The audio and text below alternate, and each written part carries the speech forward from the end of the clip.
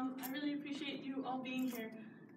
So, I guess, Professor Shell, like, getting right down to it, my project is on Martin Buber. I am now, I'll model it again. This is the best copy ever. If you can find it, let me know. Because it feels like the only one in existence that lives in our library. And specifically, reading about Martin Buber, he's a Jewish theologian, and I have specifically been focusing on I and Thou because it's more cohesive than some of his other works that try to touch on a lot of different subjects. I and Thou, and as I explain it, will sound like it touches on a lot of different subjects, but is one of the more concise works. And so my inspiration for the art that you're seeing here today, that has been a year-long process, not just this year, but actually started last fall, some of these paintings throughout all of the summer. So really, Buber analyzes the relationship between people and themselves, people and others, and people in nature. And I promise not to bore you all to sleep, but I am going to read just a little bit out of this book. But just a little bit, so nobody gets bored. So under the section in I and Thou that says, I consider a tree. I can look on as a picture, stiff column in a shock of light, or splash of green shot with a delicate blue and a silver of background. And then I'm going to skip a lot. And he goes on to say that the tree no longer exists as an it, that I have been seized by the power of exclusivityness. Rather, is everything picture and movement, species and type, law and number, indivisibly united in this event. So that probably sounded like a lot of jargon, and it is. It's a lot of philosophy jargon. But basically, why I read that too, I know that's probably not what the philosophers in the room want to hear. But really, what Buber is getting at is that, you know, while you observe a tree, you are actually getting to enjoy a connection and a relationship with it in a much deeper kind of tone.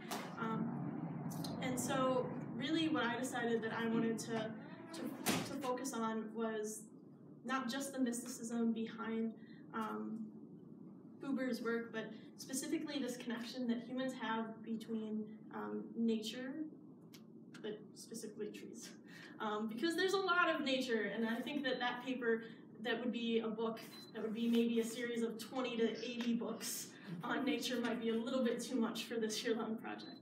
And so some of the connections that we think about with trees and nature, you know, we think about the environment and environmentally how we, you know, live with the earth, how we treat the earth, whether we decide to recycle or not. And sometimes we think of connections with nature as being something that's aesthetic or specifically a superficial sense and how beautiful nature can look. Buber is really implying that there's so much more to that, and that, you know, you get to experience nature in this way that it not only touches you, but it touches all the people around you. And so my work specifically, if you look around, and I know you've all had a chance to, it has a lot of line and a lot of pattern and a lot of continuation of colors and that are similar and pretty much the same color palette for a lot of the show. A lot of this is because I wanted to focus on a very small section of trees and human connection, and so I focused on the human iris and wood bark and kind of wood grain. As you can see, the aesthetic connection in the patterns. So why the eye? Why the wood bark? I know pretty much everyone's heard this saying, but eyes are the window to the soul. And I think that looking at trees, you can see the window to something a little bit bigger through the wood bark and through this grain. some of these patterns that continue to go over and over. And though this is a project that is specifically philosophy and art, I've spent a lot of time looking at science and different patterns that we see in just nature and life. The Fibonacci sequence and some of the very simple spirals you see that aren't simple at all, that are very complex, that you can see in tons of different living creatures. And so really the connection between these patterns, the connection between my art and the philosophy is something that is really exploring this idea that there's something more connecting us. Not that I am saying everyone should leave here as a mystic and believe in something larger, but if you do, I would feel very accomplished, actually. And all of this is based off of mysticism.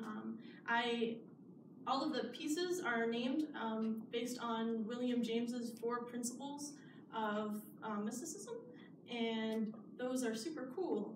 And if you want to learn more about them, you should come to my talk on April 25th on Scholars Day, when we have a ton more time to talk about philosophy. Or you can ask me after this, but that's really the extent of my project. So thank you.